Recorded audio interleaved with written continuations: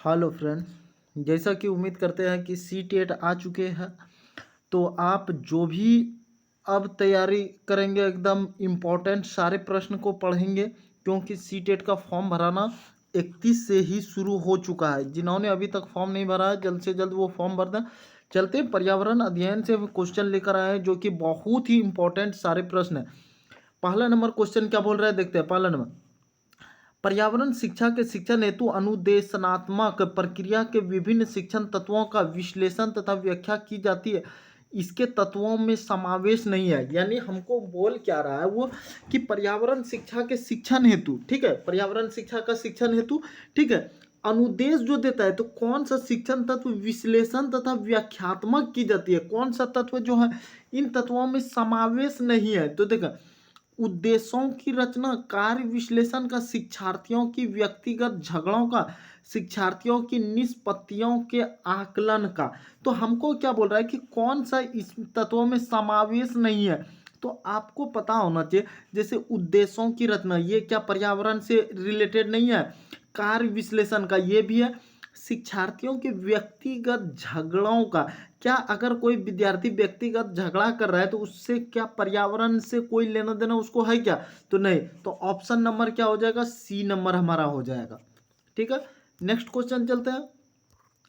Next question क्या बोल रहा है, देखा, नेक्स्ट क्वेश्चन हमें बोल रहा है पेट्रोल में लगी आग बुझाने में जल प्रभावी नहीं होता है, क्योंकि अगर देखा है कि पेट्रोल में आग लग गया, ठीक है, तो उसमें जल से बुझाना संभव नहीं है। क्यों? तो देखा, क्यों ऐसा होता है कि एक तो देखा, पेट्रोल क्या होता है, हल्का होता है, जल क्या होता है कि भारी होता है। ठीक है, तो जैसे पेट्रोल में आग लगा है, पानी डाल देंगे तो वो जल तो नीचे बैठ जाएगा, अब पेट्रोल हल्का है तो ऊपर उठ जाएगा, अब बस वो तो फिर जलता ही रहेगा। ठीक है, तो देखते हैं ऑप्शन इसका क्या बोल रहा है। ज्वाला इतनी गर्म होती है कि वो उसे ठंडी नहीं कर पाता, ऐसा कोई बात नहीं। जल और पेट्रोल रासायनिक अभिक्रिया हो जाती है, नहीं। जल और पेट्रोल एक दूसरे में मिश्रणीय यानी मिल जाता है, ऐसा मिलता है क्या? तेल और मतलब पानी मिलेगा क्या? नहीं। जल और पेट्रोल एक दूसरे में अमिश्रणीय है और पेट्रोल ऊपरी परत बनाता है, अतः जलता रहता है। वही बात बोला क्या, कि जल जो है नीचे बैठ जाएगा और पेट्रोल ऊपर आ जाएगा। ठीक है, पानी में जैसे पेट्रोल डाल देंगे तो ऊपर हो जाएगा और वो जलता ही रहेगा। तो option number D. Next question चलते हैं। नेक्स्ट क्वेश्चन क्या बोल रहा है, 3 नंबर, देखा, कि ग्रामीण क्षेत्रों में गाय के गोबर की से झोपड़ी की दीवारों और फर्श को लीपा जाता है उन्हें। ठीक है, कि ग्रामीण क्षेत्र में गांव घर में जो होता है कि गाय का गोबर जो होता है उससे झोपड़ी को दीवार को लीप दिया जाता है, लिपा जाता है। काहे लिपा जाता है? ठीक है, तो देखो क्यों लिपा जाता है। तो देखा, फर्श को प्राकृतिक रंग देने के लिए, क्या उसको कोई रंग देगा? नहीं। कीटों को दूर रखने के लिए, चिकना और साफ बनाने के लिए, खुरदरा बनाकर घर्षण बढ़ाने के लिए। तो देखो, वो निपटा गाय का गोबर से इसलिए कि जो कीड़ा मकोड़ा होता है ना उसको दूर करने के लिए। ठीक है, तो कीटों को दूर रखने के लिए, कीड़ों को दूर रखने के लिए वो लिपा जाता है। तो ऑप्शन नंबर बी हो जाएगा। नेक्स्ट क्वेश्चन क्या बोल रहा है, 4 नंबर, कि पर्यावरण अध्ययन की पाठ्य पुस्तक में पहेलियां शामिल करने का निम्नलिखित में से कौन सा उद्देश्य नहीं है। तो देखा कि जैसे बच्चा का किताब जो है उसमें पहेली को शामिल किया जाता है, तो क्या उद्देश्य नहीं है? शामिल तो करता है, क्यों करता है और क्या उद्देश्य नहीं है? तो बच्चों के मस्तिष्क को भ्रमित करना, उन्हें इस भ्रम का आनंद उठाने देना। पहला क्वेश्चन क्या बोल रहा है, ऑप्शन ये, सृजनात्मक चिंतन की योग्यता और उत्सुकता का विकास करना। तो देखो, बच्चों में पहली जो शामिल कर देता है, तो ये तो सही बोल रहा है कि चिंतन सृजनात्मक, उसमें चिंता हो, जैसे पहली मन के लिए ऐसा होता है ना, 4 बॉक्स बना दिए, इसमें ये भराएगा, इसमें ये, तो वो पहली उत्सुकता आएगा, योग्यता, चिंतन, वो सोचेगा इसमें क्या होगा क्या होगा। बच्चों के आलोचनात्मक चिंतन शक्ति विकसित करना, सही बात है, बच्चों का आलोचनात्मक चिंतन शक्ति को विकसित वो करेगा।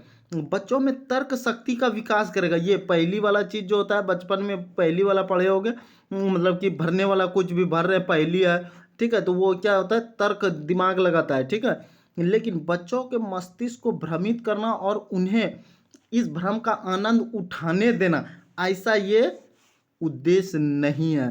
तो ऑप्शन नंबर क्या हो जाएगा, ए हो जाएगा। नेक्स्ट क्वेश्चन चलते हैं, 5 नंबर।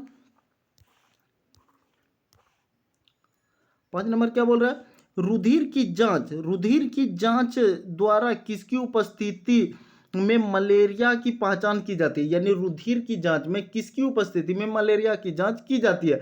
तो देखा, लाल रुधिर कोशिकाओं में मच्छर के अंडे, लाल रुधिर कोशिकाओं में मलेरिया परजीवी, रुधिर में क्षतिग्रस्त यकृत कोशिकाएं, या रुधिर में मच्छरों के लार्वे। तो क्या हो जाएगा, रुधिर, लाल रुधिर कोशिकाओं में मलेरिया परजीवी। ठीक है, नेक्स्ट क्वेश्चन चलते हैं।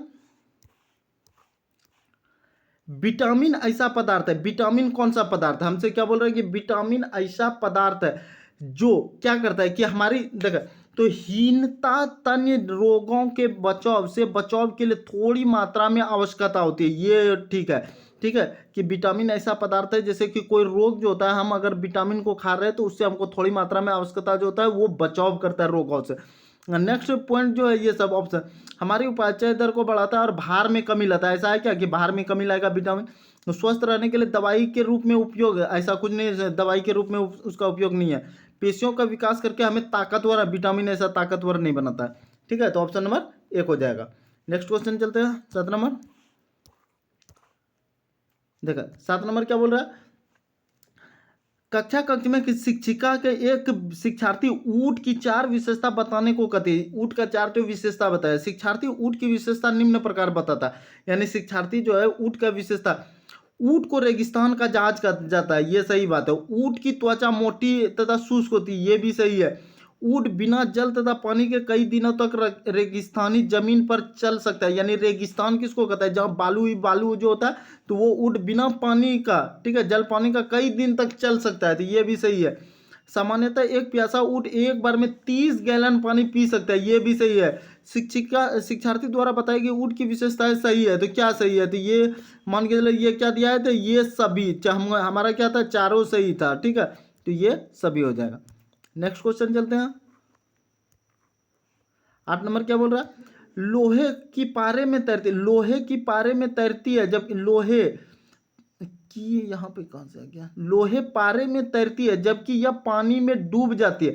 लोहे जो है, लोहे की, ओ सॉरी, लोहे की कील यहाँ पे होना चाहिए। ठीक है, यहाँ पे लोहे की कील पारे में तैरती है जबकि यह पानी में डूब जाती है। क्यों डूब जाता है, तो लोहा का कील जो होता है पारा में मतलब तैरता है, जबकि पानी में ये क्या होता है, डूब जाता है। तो हमको पता होना चाहिए कि पारा का घनत्व, ठीक है, और पानी का घनत्व, ये 2 घनत्व हो गया। तो जैसे ये पारा का घनत्व है, ये पानी है, ठीक है, ये पानी है, ये पारा, तो पानी का घनत्व जो है पारा का घनत्व से कम है, ये पानी है, ठीक है, और ये पारा है। ठीक है, तो इसका घनत्व जो होता है, ये घनत्व जो इसका होता है, ये अधिक होता है, अधिक घनत्व होता है, और पानी का घनत्व कम होता है। ठीक है, जैसे लोहा का कील डालेंगे, ये घनत्व बहुत ज़्यादा इसका घना है, ठीक है, घनत्व, तो ये कील जो है हमारा क्या होगा, ऊपर ही तैरता रहेगा, जबकि इसका घनत्व, ये पानी है तो यहाँ ऐसा घनत्व कम है, जैसे ये कील डालेंगे ये डूब जाएगा। ठीक है, तो ऑप्शन क्या देखना कि देखा कि पारे का लोहे की पारे का रासायनिक क्रिया, ये रासायनिक ऐसा कुछ नहीं, लोहे का भार पानी के भार खत्म, भार लोहे का घनत्व पानी के घनत्व पानी से अधिक है तथा पारे से कम, ऐसा नहीं, लोहा का घनत्व ये हमको बोल रहा है। ऑप्शन नंबर ये 4 देगा कि पारे का घनत्व पानी के घनत्व से अधिक है, पानी के घनत्व से ये जो है, ये पारा था, ये पानी था, अधिक है, पारे का घनत्व पानी के घनत्व से अधिक है, तो ऑप्शन नंबर डी हो जाएगा। ठीक है, उम्मीद करते हैं समझ गए होंगे। ऐसा क्वेश्चन अगर आएगा सीटेट में तो आप एक भी क्वेश्चन को नहीं छोड़ेंगे। नेक्स्ट क्वेश्चन चलते हैं, 9 नंबर क्या बोल रहा है, देखा 9 नंबर क्या बोल रहा है कि गोताखोर द्वारा सांस लेने में प्रयुक्त होने वाली गैस कौन सी। गोताखोर किसको कहते हैं, जो पानी में नहीं होता कि ये पानी है तो इसमें डुबकी मारेगा और खोजेगा कोई भी चीज, तो उसमें वो क्या लेता है, ऑक्सीजन लगा लेता है। क्या, तो ऑक्सीजन तथा नाइट्रोजन नहीं, ऑक्सीजन और ऑक्सीजन तथा हीलियम ये लेता है। ठीक है, ऑक्सीजन और हीलियम को वो लेकर जाता है। ठीक है, ऑक्सीजन हीलियम लेता है, तब वो पानी में प्रवेश करेगा डूब के, अब बस डुबकी मारले रखेगा, कोई चीज खोजना है तो। ठीक है, वही है गोताखोर। नेक्स्ट क्वेश्चन चलते हैं, 10 नंबर, देखा 10 नंबर क्या बोल रहा है,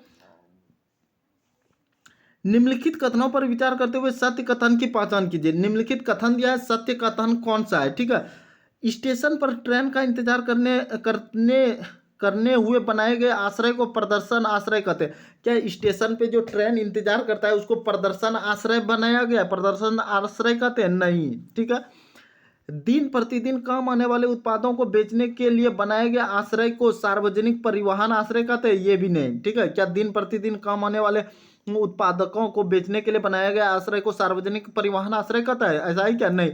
रैन बसेरा का निर्माण सरकार द्वारा भी कराया जा रहा है। ठीक है। रैन बसेरा क्या होता है कि जैसे कि कहीं पे बड़ा मकान बना दिया है, ठीक है, सरकार द्वारा, वहाँ पे कुछ पब्लिक के द्वारा भी बनाया गया है, जो कोई जैसे पैसे वाला आदमी है उसके द्वारा भी, सरकार द्वारा भी कहीं बनाया गया, तो वहाँ पे बहुत सारा रूम बना दिया गया, जिसको कि घर नहीं है वो आके रह सकता है। ठीक है। अगर आप भी जाएंगे, अभी तो बहुत ऐसा जगह कर दिया है कि नहीं होता कि आप जाएं आधार कार्ड लेकर 2 घंटा 4 घंटा 8 घंटा जितना देर रुकना है रुक सकते हैं, आप वहाँ रह सकते हैं। ठीक है। तो ये हमारा रैन बसेरा द्वारा सरकार का निर्माण कराया जाता है, ये कथन सही है। तो ऑप्शन नंबर सी, तो केवल सी ऑप्शन नंबर डी में है। ठीक है। नेक्स्ट क्वेश्चन चलते हैं 11 नंबर। क्या बोल रहा है? 11 नंबर चले, 11 नंबर। देखा, अम्ल वर्षा का निर्माण मुख्यतः निम्नलिखित 2 गैसों द्वारा होता है। जो अम्ल वर्षा होता है उसका निर्माण कौन कौन गैस द्वारा होता है? तो ये आपको जैसे मीथेन और ओजोन, ये नहीं, ऑक्सीजन एवं नाइट्रस ऑक्साइड, इसके द्वारा होता है। अम्ल वर्षा का निर्माण जो होता है ऑक्सीजन और नाइट्रस ऑक्साइड द्वारा होता है। एकदम ये सब प्रश्न को 1-2 बार सुन ले, याद हो जाएगा। ठीक है। कुछ नहीं है कि अम्ल वर्षा का निर्माण, अम्लीय वर्षा जो होता है, पानी जो पड़ता है, ठीक है, तो वह ऑक्सीजन और नाइट्रस ऑक्साइड द्वारा निर्माण होता है। ठीक है। जैसे बहुत सारा अम्लीय वर्षा जैसे कभी होता है तो बहुत चीज को नुकसान पहुंचाता है। ठीक है। नेक्स्ट क्वेश्चन चलते हैं 12 नंबर। देखा, 12 नंबर क्या बोल रहा है कि पानी में क्लोरोफॉर्म की अधिक मात्रा दर्शाता है। तो पानी में अगर क्लोरोफॉर्म की अधिक मात्रा हो जाएगा, क्या दर्शाता है? तो मानव निर्मित कचरे द्वारा जनित प्रदूषण, फास्फोरस जनित द्वारा जनित जैविक ऑक्सीजन घटी हुई मांग, हाइड्रोकार्बन द्वारा जनित प्रदूषण। तो पानी में क्लोरोफॉर्म की अधिक मात्रा क्या दर्शाता है? तो देखा कि अगर पानी में बहुत ज़्यादा नहीं होता कि कचरा, मानव निर्मित कचरे द्वारा जनित प्रदूषण, ये दर्शाता है। ठीक है। यानी पानी में क्लोरोफॉर्म की अधिक मात्रा क्या जैसे आप ये पानी है, देखे होंगे कि बहुत ज़्यादा कचरा हो गया, ठीक है, इसमें कचरा हो गया, ठीक है, तो आदमी नहीं होता है कि कभी ब्लीचिंग पाउडर डालता है इसमें साफ करने के लिए, तो क्लोरोफॉर्म की अधिक मात्रा दर्शाता है। तो मानव निर्मित कचरे द्वारा जनित प्रदूषण, यानी ये प्रदूषण हो गया, ठीक है, कचरे द्वारा। तो ऑप्शन नंबर क्या हो जाएगा? एक ए हो जाएगा। ठीक है। नेक्स्ट क्वेश्चन चलते हैं 13 नंबर। क्या बोल रहा है? 13 नंबर, सेब, संतरा, अनार और केला को खाने के पश्चात, यानी सेब, संतरा और अनार केला को खाने के पश्चात संतरे का स्वाद सभी से भिन्न है। क्योंकि देखो सीधी सी बात है कि संतरे का स्वाद, जैसे सेब है, केला है, ठीक है, सेब है, संतरा, केला, अनार सबको खाया, ठीक है, लेकिन हमको क्या बोल रहे हैं? संतरे का स्वाद है। संतरा जैसे है, आप संतरा खाए होंगे तो वो क्या लगता है कि खट्टा लगता है खाने में। क्या सेब खट्टा लगेगा? क्या अनार खट्टा लग रहा है? क्या नहीं? केला खट्टा लग रहा है? क्या नहीं? हमको संतरा का बोल रहे हैं, संतरा, तो वो क्या खट्टापन पाया गया? जैसे खट्टापन पाया गया तो उसमें क्या पाएगा? विटामिन ए पाएगा? नहीं। बी पाएगा? नहीं। कैल्शियम पाएगा? नहीं। केला में कैल्शियम होता है, तो इसमें विटामिन सी पाया जाता है। बस खट्टा वाला पदार्थ विटामिन सी। संतरे का स्वाद इसलिए कि खट्टा लगा, अलग लगा, तो विटामिन सी पाने के कारण। नेक्स्ट क्वेश्चन चलते हैं 14 नंबर। देखा 14 नंबर क्या बोल रहा है कि पृथ्वी के वायुमंडल में ओजोन की उपस्थिति, यानी पृथ्वी का जो वायुमंडल है उसमें ओजोन का उपस्थिति है, तो क्यों है?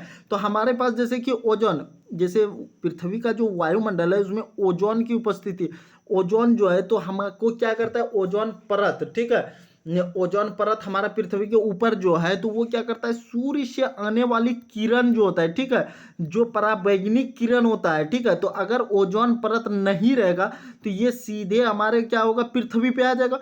पृथ्वी पे आ जाएगा, यहाँ जो मनुष्य उस पर पड़ेगा, ये ओजोन मतलब ओजोन नहीं रहेगा तो ये किरण सीधा कहाँ आ जाएगा? पृथ्वी पे। पृथ्वी पे आएगा तो आदमी को क्या करेगा? वो नुकसान पहुंचाएगा, बीमारी हो जाएगा, चर्म रोग होने लगेगा, ठीक है, तो वो परावैंगनिक किरणों को क्या करता है कि रोकता है, ठीक है, परावैंगनिक किरणों को रोकता है। तो बस गत वर्षों पृथ्वी, ये तो होगा नहीं लाभदायी, ये भी नहीं होगा। O2 की आवश्यकता, प्रकाश संश्लेषण की दर की कमी, पृथ्वी पर यूवी किरणों को, यानी परावैंगनिक वही यूवी अल्ट्रावायलेट, ठीक है, किरणों को प्रभाव को कम करती है, तो ये हो जाएगा ऑप्शन नंबर डी। बस नेक्स्ट क्वेश्चन चलते हैं। 15 नंबर क्या बोल रहा है, देखा कि जल निकायों का संवेद यानी गंदे नाले में अधिक मात्रा में पानी ग्रहण करना दर्शाता है। उच्च बीओडी, निम्न बीओडी या उच्च डीओ या प्रभावहीन बीओडी या डीओडी, तो क्या हो जाएगा, तो निम्न बीओडी। ठीक है। नेक्स्ट क्वेश्चन 16 नंबर क्या बोल रहा है, देखते हैं। एक पारिस्थितिकी तंत्र जिसमें घास, बकरी, हिरन, खरगोश, शेर, मिट्टी, बैक्टीरिया और कवक तथा आसपास के भौतिक पर्यावरण शामिल है, यानी इतना चीज शामिल है। निम्न में से कौन सा जैविक घटक इस पारिस्थितिकी तंत्र में द्वितीयक स्तर का उपभोक्ता है? तो देखा जैसे कवक है, बकरी है, हिरन है, शेर है, तो हिरन क्या खाता है, तो ये जैसे बकरी क्या खा रहा है, कवक क्या खा रहा है, तो ये सब चीज क्या कर रहा है कि कोई ना कोई प्राथमिक चीज जैसे हो गया, ये हिरन घास खा रहा है, बकरी घास खा रहा है। ठीक है। इस सबको कौन खा रहा है, तो शेर खा रहा है। तो हमसे पूछा है द्वितीयक स्तर, ये प्राथमिक स्तर हो गया, ये तीनों जो है प्राथमिक स्तर, और द्वितीयक स्तर हमसे पूछ दिया, तो शेर क्या करता है, क्या घास को खाता है क्या, नहीं, ये सब चीज को खा जाएगा। तो हमारे पास ऑप्शन नंबर डी हो जाएगा। ठीक है, यानी शेर हो जाएगा। नेक्स्ट क्वेश्चन चलते हैं। 17 नंबर क्या बोल रहा है, 17 नंबर, पर्यावरण के संदर्भ में कौन सा तथ्य सही है, यानी कौन सा तथ्य सही है। ठीक है, हमसे ये पूछ रहा है। तो देखा पर्यावरण बहुत जैविक तत्वों का समूह है, पर्यावरण अजैविक तत्वों का समूह है, पर्यावरण जैविक एवं अजैविक तत्वों का समूह, इनमें से कोई नहीं। तो पर्यावरण के संदर्भ में कौन सा तत्व सही है, तो पर्यावरण जैविक और अजैविक तत्वों का समूह है। ठीक है, ऑप्शन नंबर सी। 18 नंबर क्या बोल रहा है कि भैंस की पीठ पर अक्सर बगुला पक्षी बैठा दिखाई देता है। ऐसा इसलिए होता है क्योंकि बगुला घास में पाए जाने वाले कीट खाता है, नहीं। भैंस की पीठ पर बैठकर गाना पसंद करता है, ये भी नहीं। उड़ने के बाद थोड़ा आराम करता है, ये भी नहीं। भैंस की पीठ पर परजीवी कीट को खाता है, यानी ये हो जाएगा। ठीक है, भैंस की पीठ पर परजीवी कीट को खाता है। नेक्स्ट चलते हैं। 19 नंबर क्या बोल रहा है, निम्न में से किस प्रकार के घर अस्थायी आवास होते हैं।